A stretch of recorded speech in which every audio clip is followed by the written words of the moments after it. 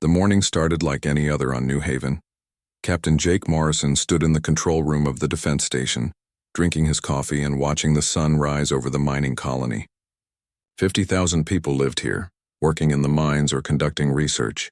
It was peaceful work, far from the troubles of the inner worlds. Jake liked it that way. After 20 years in the Colonial Defense Force, he appreciated the quiet.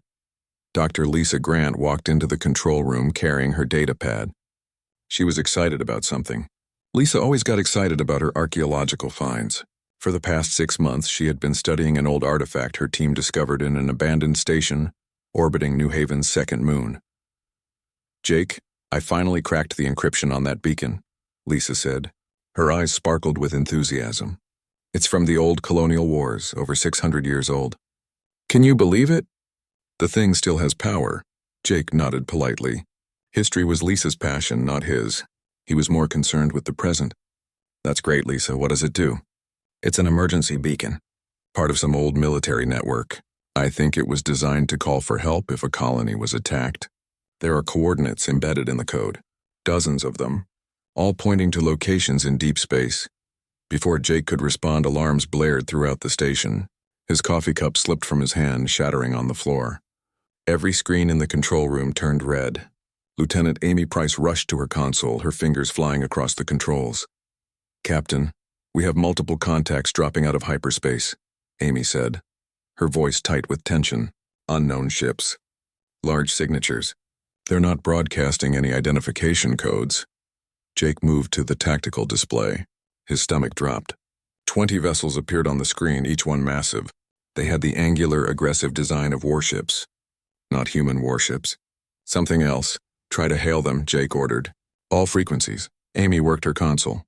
After a moment, she shook her head. "No response, sir." "They're ignoring us." "Wait, I'm getting a system-wide transmission. Putting it on speakers." A harsh, grating voice filled the control room. The translation software struggled with the alien language, making the words sound choppy and mechanical. "Human colony designated New Haven. You are now property of the Krell Dominion. Surrender immediately. Resistance will result in extermination. You have 10 minutes to comply." Jake felt his blood run cold. The Krell, he had heard stories about them. An alien empire that had been expanding through the Outer Rim for the past decade.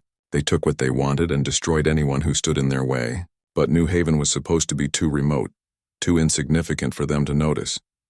"Get me Governor Stevens," Jake said, "and sound the evacuation alarm. Get everyone to the shelters." The next few minutes were chaos. Governor Paul Stevens appeared on the screen, his face pale.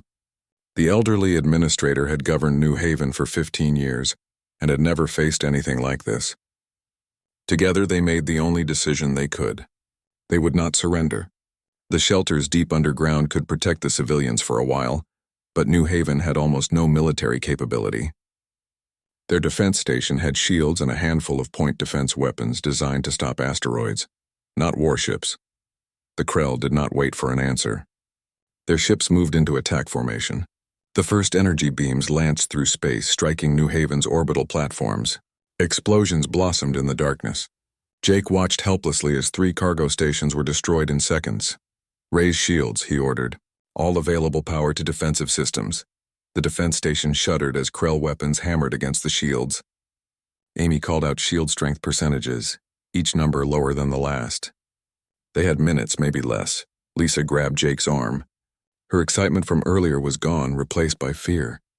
"The beacon, Jake. We have to try the beacon." "What good will that do?" "It's 600 years old. Whatever it was supposed to contact is probably gone." "Maybe, but what other choice do we have?" Lisa's eyes pleaded with him. "The beacon was designed exactly for this. A colony under attack with no hope of rescue. Let me activate it, please." Jake looked at the tactical display. More Krell ships were launching fighters. The shields were at 40% and falling fast. In the background, he could hear Amy coordinating with the civilian evacuation teams. People were running through the streets, parents carrying children, everyone desperate to reach the underground shelters before the bombardment reached the surface. "Do it," Jake said. "Activate the beacon." Lisa ran from the control room. Jake knew the artifact was stored in the research lab 2 levels down. He tried to focus on the battle, giving orders to maximize their shield efficiency, but his mind kept wandering. Was he sending people to their deaths? Should he have ordered surrender? 5 minutes later, Lisa's voice crackled over his communicator. Jake, I'm at the beacon. I need you to authorize the emergency broadcast. It requires command codes. What do I need to do? There's a panel. It's asking for a distress verification. Just say the words SOS. It will recognize your voice as the station commander. Jake almost laughed. After 600 years and all the advanced technology, it came down to 3 simple letters. The oldest distress call in human history. The shields dropped to 15%. On the screen, he watched a Krell cruiser launch a full spread of missiles toward the colony. Amy's hands trembled as she tried to plot intercept solutions, but there were too many. Some would get through. Jake pressed his communicator. Authorization code SOS. This is Captain Jake Morrison, New Haven Colony. We are under attack. Requesting immediate assistance, SOS. For a moment, nothing happened. Then, deep in the research lab, the ancient beacon came to life. Lisa gasped as holographic displays activated around the device, showing star maps and coordinates. The beacon began transmitting, sending its signal out into the void at faster than light speeds. The shields failed. The Krell missiles struck the defense station's hull, tearing through armor plating. Jake was thrown to the floor as the entire structure shook. Emergency lighting flickered on. Amy called out damage reports. Fires burned in 3 sections. Life support was failing. Jake pulled himself up, tasting blood in his mouth. Through the windows, he could see Krell landing craft descending toward New Haven's surface. The bombardment had begun. Buildings exploded under energy fire. His home was burning, but somewhere in the darkness of space, the beacon's message was traveling. A cry for help, reaching out to coordinates 600 years old. Jake did not know if anyone would answer. He did not know if anyone still existed at those locations. All he knew was that he had to buy time. Time for the civilians to hide. Time for a miracle. He grabbed his weapon from the equipment locker. Amy, Lisa, anyone who can fight, meet me at the armory. We're going down to the surface.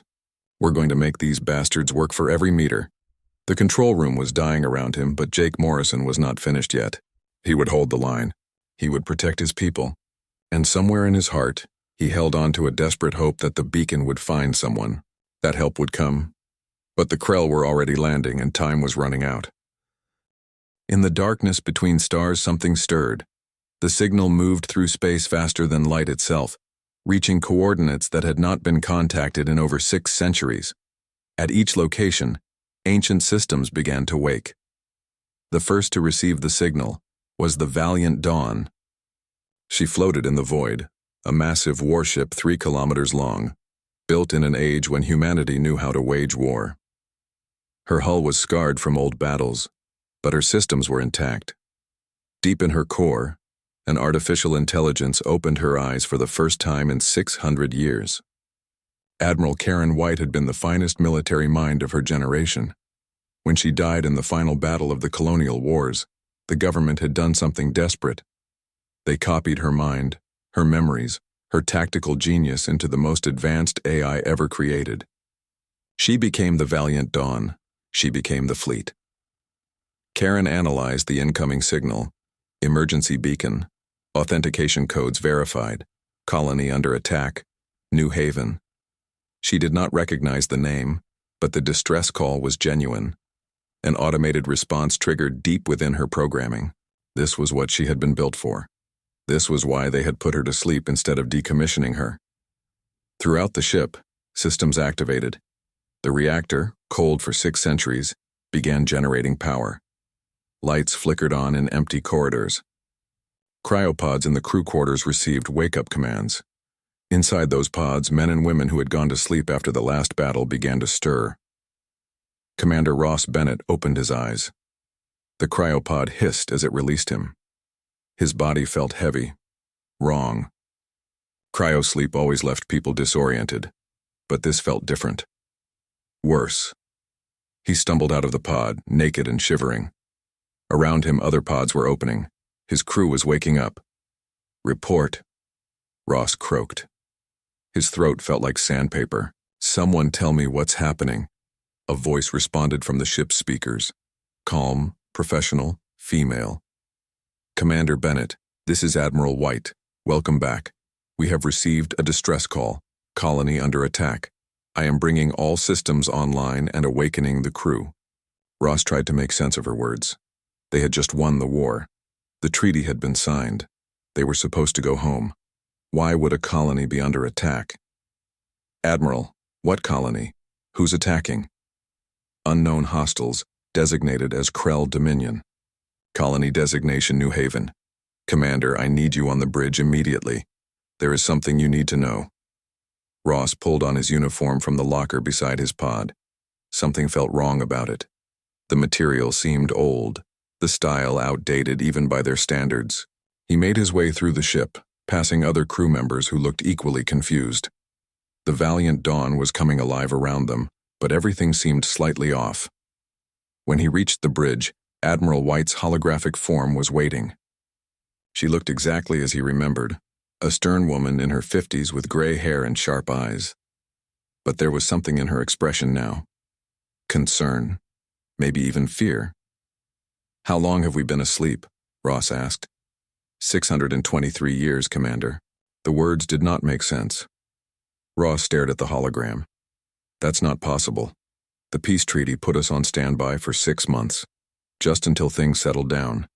Then we were supposed to be decommissioned. The treaty held. Humanity entered a golden age of peace. We were never needed, so we were never awakened. They simply forgot about us.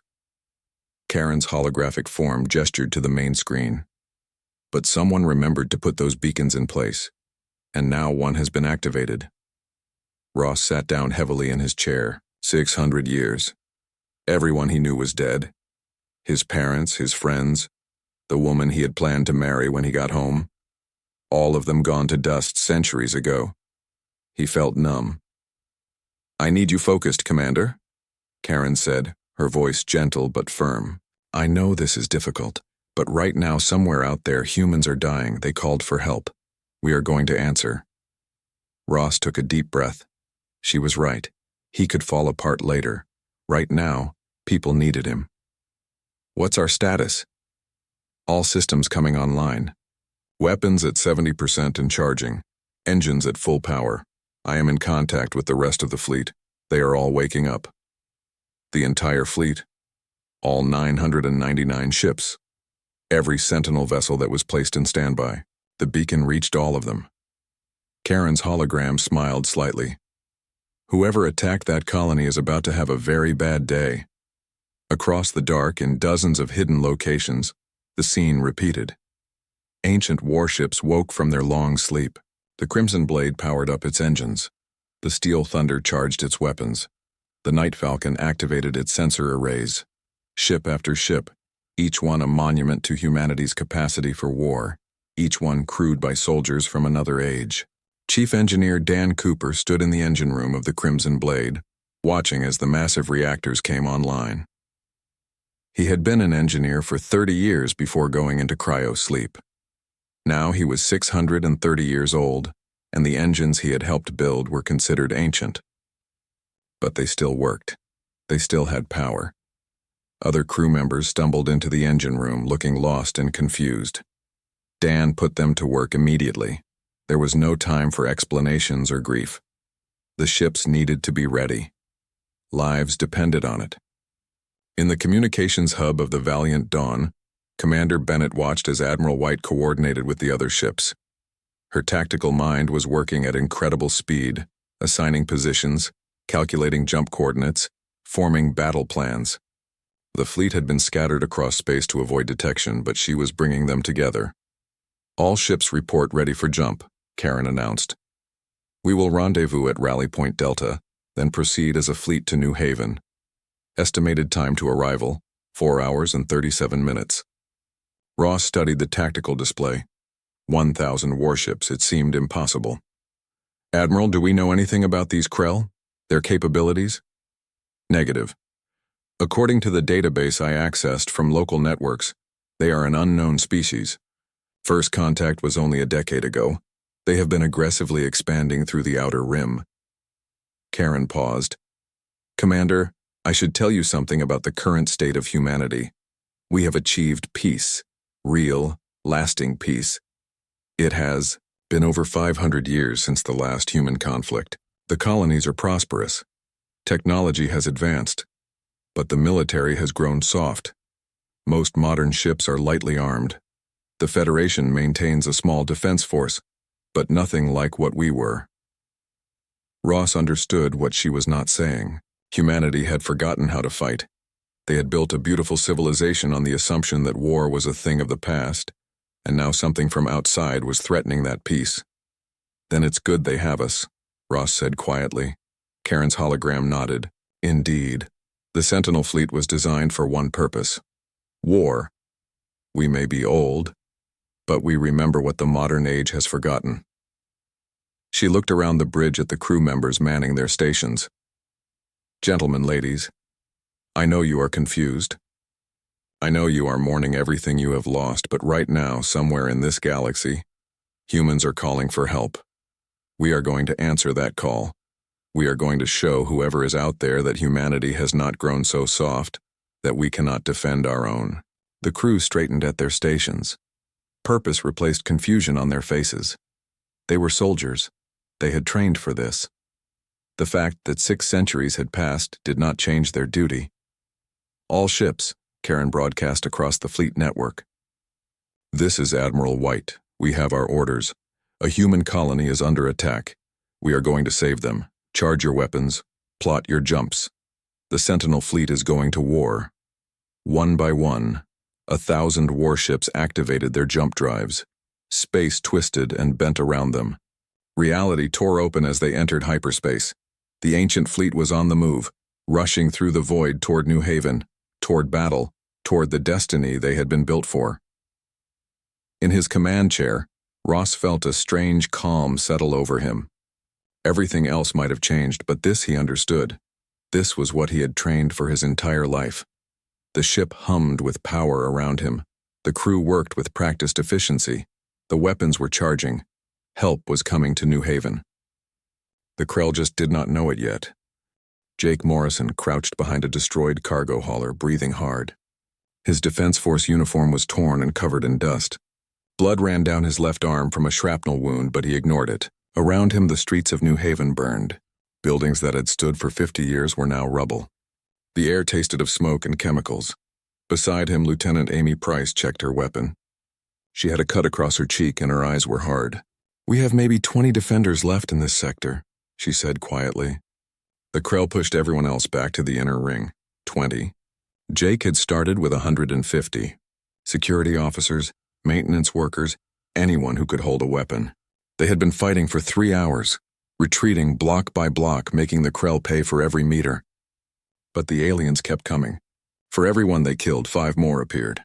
The civilians? Jake asked.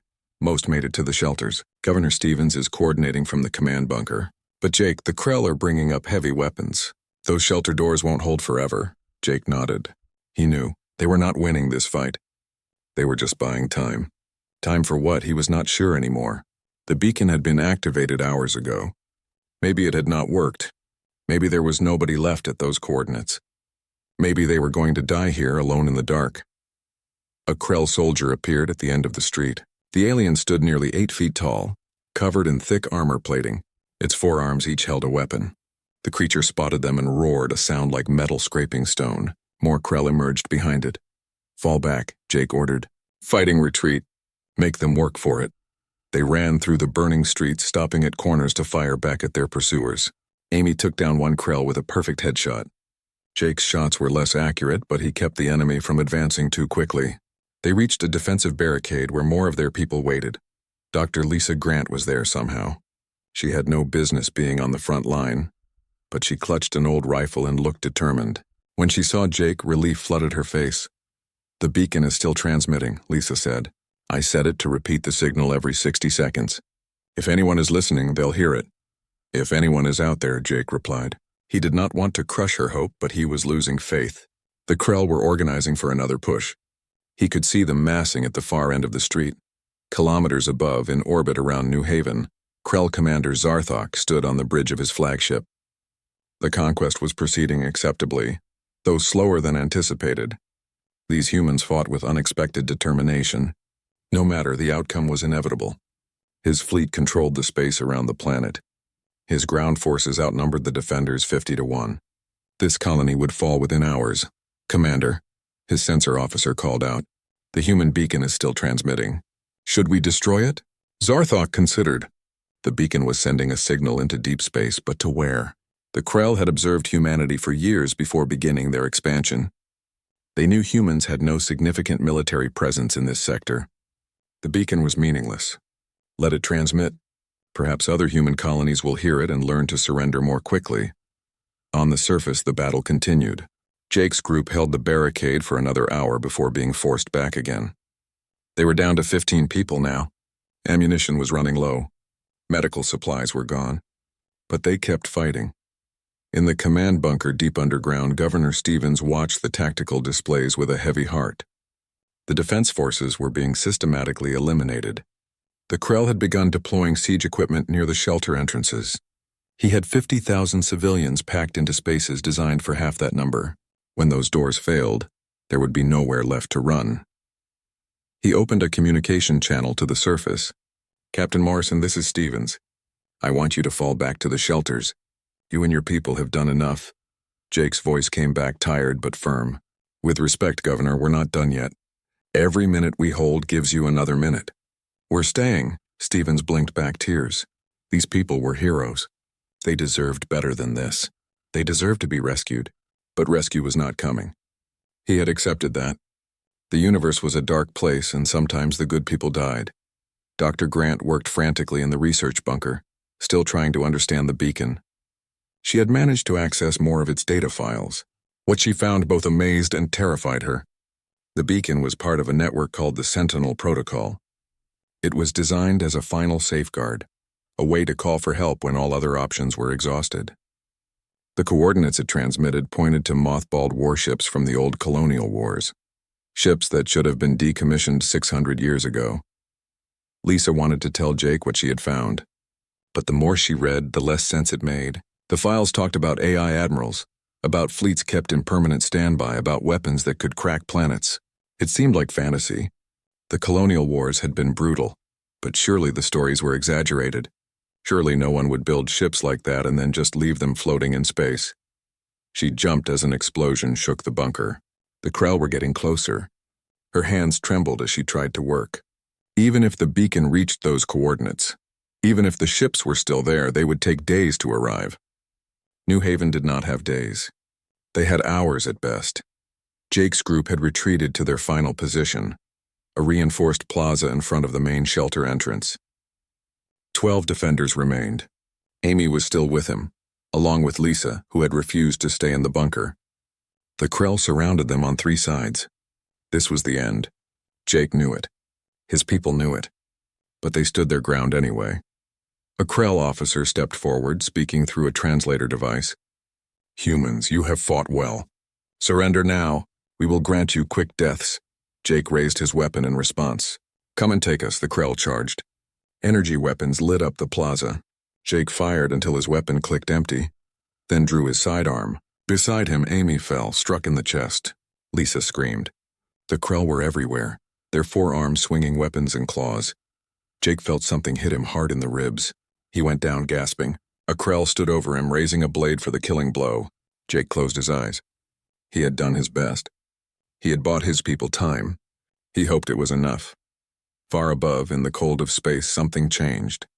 Krell Commander Zarthok was reviewing casualty reports when his sensor officer suddenly shouted, "Commander, multiple contacts, hyperspace signatures, massive energy readings, what?"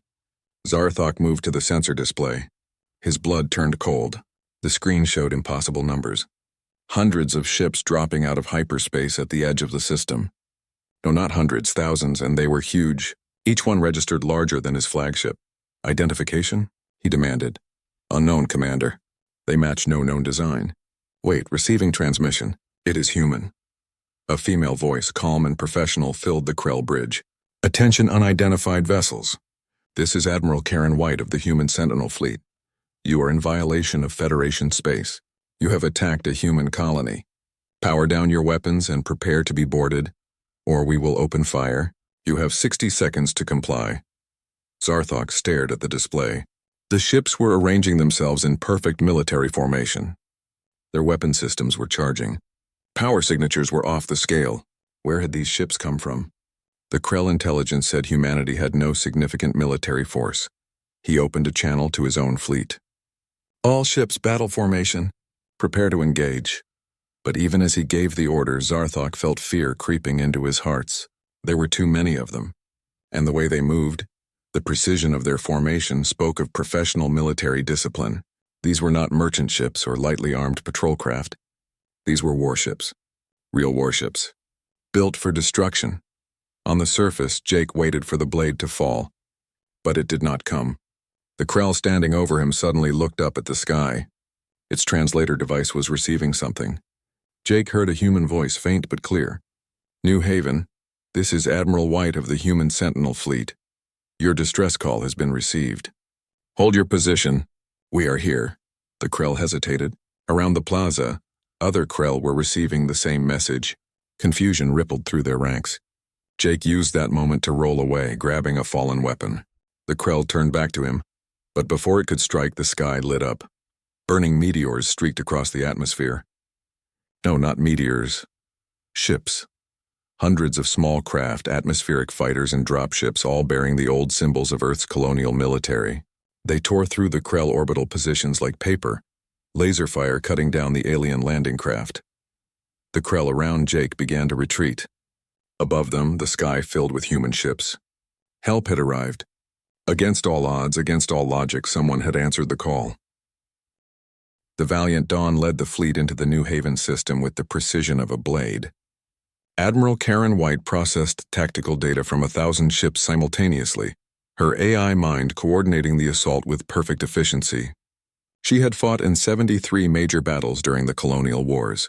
This, she decided, would be number 74. All ships, engage at will. Karen broadcast. Priority targets are capital ships and orbital platforms. Watch your fire. Friendly colony on the surface. The Krell fleet tried to organize a defense, but they were hopelessly outmatched. 40 modern warships against 1,000 ancient ones. The Krell had superior technology, faster engines, better sensors. But the Sentinel fleet had been built in an age when humanity fought itself, and humans knew how to kill humans better than any alien ever could. Commander Ross Bennett watched from his station as the valiant Dawn's main guns fired for the first time in 6 centuries. Lances of concentrated energy crossed the void in seconds, striking a Krell cruiser. The alien ship's shields flared and died. The second volley punched clean through its hull. The cruiser broke apart, spilling atmosphere and bodies into space. Target destroyed, the weapons officer reported calmly, acquiring new target. Around the valiant Dawn, the rest of the fleet opened fire. The space around New Haven lit up like a festival. Krell ships tried to maneuver, tried to fight back, but there were too many attackers from too many angles. The Sentinel fleet moved like a school of predators, coordinating their strikes with devastating effect. On the Crimson Blade, Chief Engineer Dan Cooper watched his power readings with satisfaction. The old reactors were performing beautifully, pushing energy to weapons and shields without hesitation. 600 years of sleep had not dulled their edge. The ship shuddered as she fired broadside at a Krell destroyer, and Dan felt a fierce pride in his engines. Krell Commander Zarthok watched his fleet die.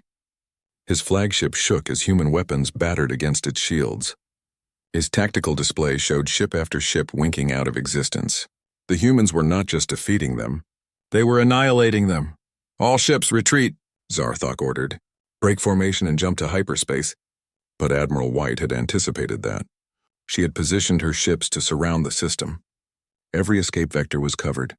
The Krell ships that tried to run found their paths blocked by walls of human warships. Those that tried to jump anyway were destroyed mid-transition, their drives overloading under focused fire. Krell flagship is trying to escape, Ross reported. They are heading for the outer system. Let them run, Karen said. I want survivors. I want them to go home and tell their people what happened here. What happens when you attack humanity? Below, on New Haven's surface, Jake Morrison watched the battle with his mouth open. The sky was full of fire and light. Krell ships fell from orbit, burning up in the atmosphere. The human dropships continued their descent, and now Jake could see them properly. They were old military models, the kind he had only seen in history books. They should have been in museums, not carrying troops into battle. The first dropship landed in the plaza with a heavy thump. Its ramp dropped and soldiers emerged. They wore powered armor that looked ancient but functional. Their weapons were models Jake recognized from old war documentaries. But the soldiers themselves moved with professional discipline, securing the area with practiced efficiency. A man approached Jake, removing his helmet. He was young, maybe 30, with short brown hair and tired eyes. Commander Ross Bennett had taken personal command of the ground assault. "Captain Morrison?" he asked. Jake nodded, too stunned to speak. "I'm Commander Ross Bennett, Human Sentinel Fleet. Sorry we took so long. We came as fast as we could." Ross looked around at the burning city, at the wounded defenders, at the bodies in the street. "Are your civilians secure?" "Underground shelters," Jake managed. Most of them made it, but the Krell were about to breach. Not anymore. Ross activated his communicator. "All ground units, secure the colony. Medical teams to the shelters. Combat squads, sweep for remaining hostiles. I want this place locked down within the hour." More dropships landed throughout New Haven. Soldiers spread out in organized units, hunting down the remaining Krell. The aliens, seeing their orbital support destroyed and reinforcements incoming, began to surrender. Those that chose to fight were eliminated quickly and efficiently. Lieutenant Amy Price sat against a wall, holding her wounded chest. A medic from the Sentinel Fleet knelt beside her, working with equipment that looked old but effective. "You're going to be fine," the medic said. "Punctured lung, but I can fix that." "Hold still." Amy laughed, then winced in pain. "Where did you people come from?" The medic smiled. "Long story. Basically, we were asleep. Your captain woke us up. Now stay still. This is going to hurt." Dr. Lisa Grant found herself surrounded by Sentinel soldiers who were fascinated by the beacon. A tech specialist examined it carefully, scanning it with equipment Lisa did not recognize. "This is a Mark 7 emergency beacon," the specialist said with awe. "I helped install these back before the treaty. Never thought I would see one activated." "You installed them?" Lisa asked. "How old are you?" The specialist looked uncomfortable. "Chronologically, 647, but I only aged 30 years before they put us in cryosleep. It's complicated." Lisa's mind reeled. These soldiers were from the past. From the wars she had studied her entire career. They were living history, walking around and fighting battles. She had 1,000 questions, but they would have to wait. The city still needed to be secured. In orbit, the battle was ending. The Krell fleet had been reduced to scrap and fleeing survivors. Admiral White allowed 3 ships to escape, badly damaged but functional. They would carry the message home. The rest were destroyed or captured. The space around New Haven was now firmly under human control. Governor Stevens emerged from the command bunker to find his city occupied by soldiers from 6 centuries past. He walked through streets filled with powered armor and ancient weapons, seeing his people being treated by medics using old but effective technology. A lieutenant directed him to Commander Bennett, who was coordinating operations from a mobile command post. "Commander Bennett," Stevens said, still trying to process everything. "On behalf of New Haven, I thank you. You saved us, all of us." Ross looked tired. The battle, though short, had been intense. "Just doing our job, Governor. That is what we were built for.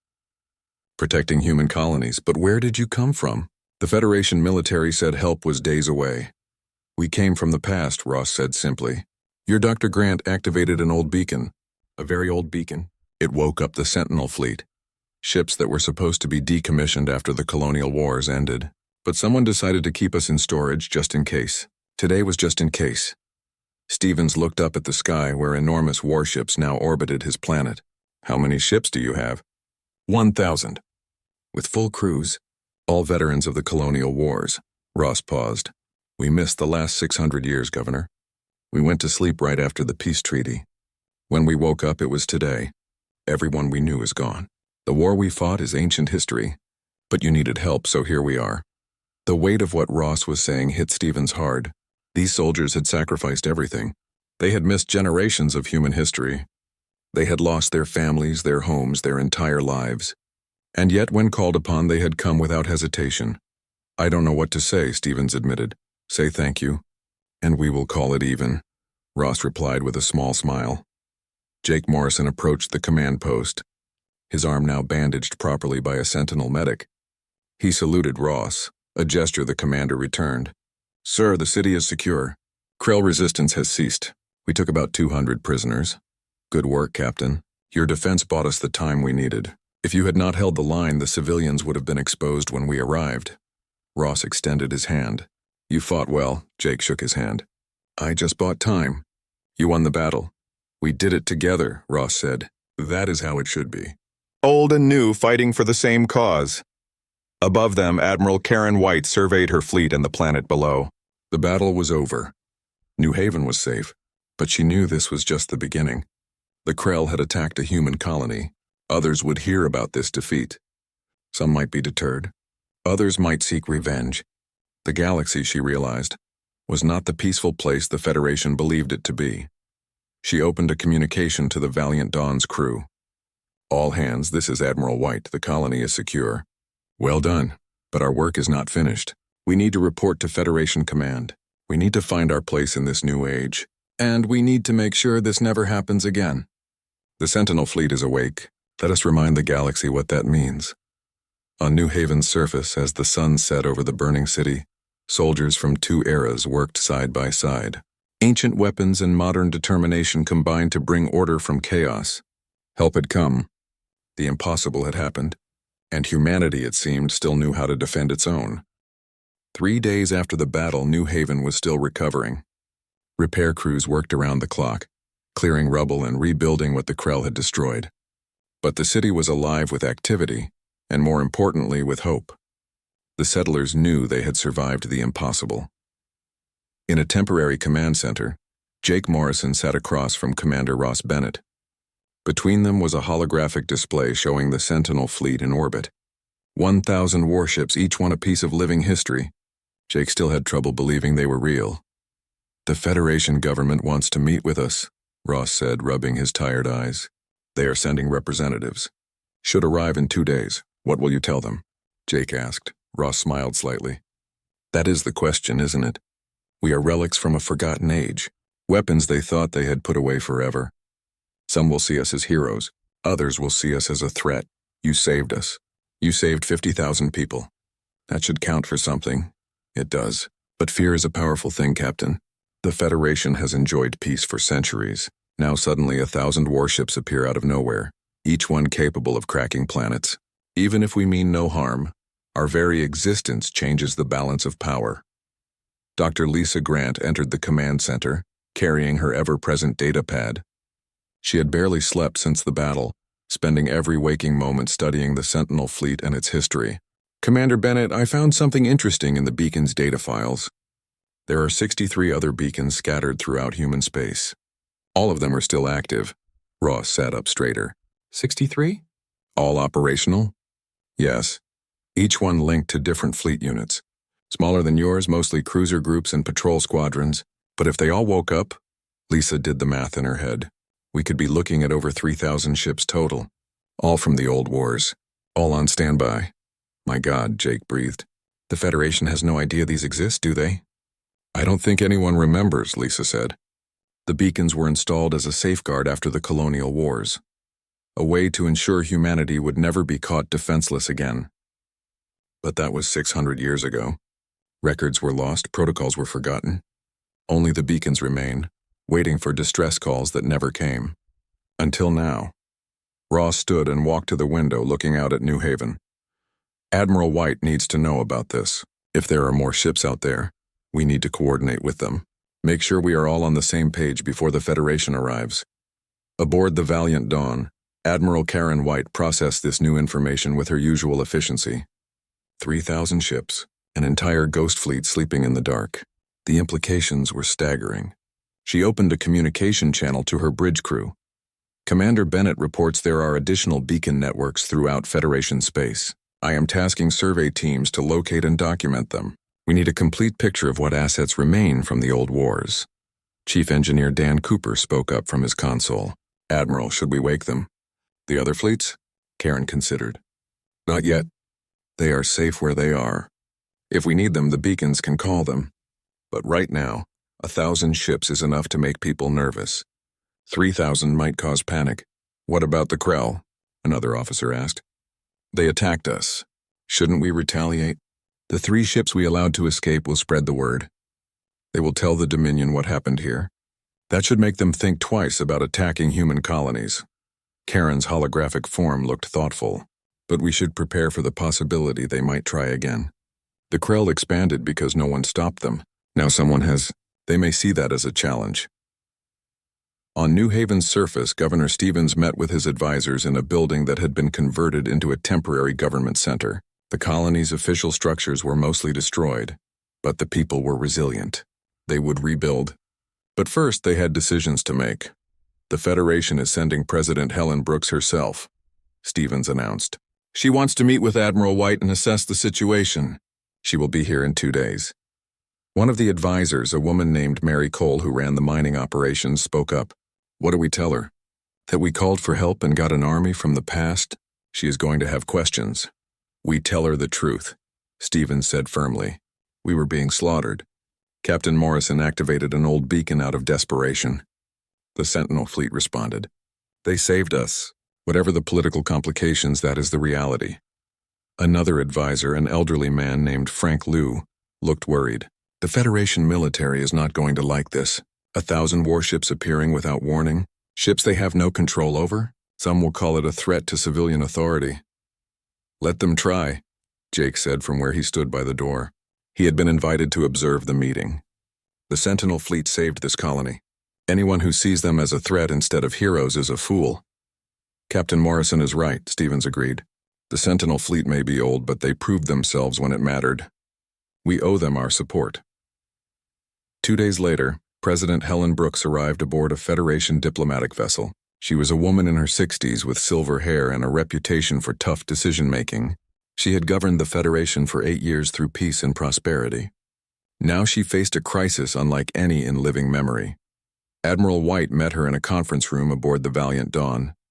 Ross Bennett and several other senior officers attended, along with Governor Stevens and Jake Morrison representing New Haven. Dr. Lisa Grant was there as well, her expertise on the beacons proving invaluable. Madam President, Karen said, her holographic form seated at the table, thank you for coming. I know this situation is unusual. President Brooks looked at the AI Admiral with barely concealed fascination. Unusual is putting it mildly, Admiral White. 1,000 warships from the colonial wars suddenly appearing? You understand this has caused considerable alarm in some quarters. I imagine it has. But understand, we did not choose to wake up. We were called. A human colony was under attack and activated an emergency beacon. We responded as we were programmed to do, as we were honor-bound to do. I have read the reports from New Haven, Brooks said. You saved these people. For that, the Federation is grateful, but I need to understand your intentions. Are you claiming independence? Do you recognize Federation authority? Where do you fit in the modern age? Ross spoke up. Madam President, we are not rebels. We are soldiers. We went to sleep 600 years ago after the colonial wars ended. We expected to be decommissioned. Instead, we were kept on standby. Someone, somewhere in the old government made the decision to preserve us just in case. Today was just in case. The beacons were a safeguard, Lisa added, showing her data, installed after the wars to ensure humanity would never be caught defenseless. The program was classified, and over time people forgot. But the system remained functional. When New Haven was attacked, the beacon did exactly what it was designed to do. Brooks studied the data. Dr. Grant's research indicates there are dozens more of these beacons, potentially thousands more ships in storage. That is a lot of military power that the Federation knew nothing about. Power that saved our lives, Governor Stevens said forcefully. Madam President, with respect, the Federation military told me help was days away. These people arrived in hours. If not for them, 50,000 colonists would be dead. I don't care how old their ships are or where they came from. They were there when we needed them. No one is questioning their actions at New Haven, Brooks said carefully. But I have to think about the bigger picture. The Federation has maintained peace for centuries through diplomacy and minimal military presence. 1,000 warships changes that equation dramatically. Admiral White leaned forward. Madam President, I understand your concerns. But consider what the Krell attack means. You built your peace on the assumption that no one would threaten human colonies. That assumption was wrong. The Krell attacked because they thought humanity was weak. They were right.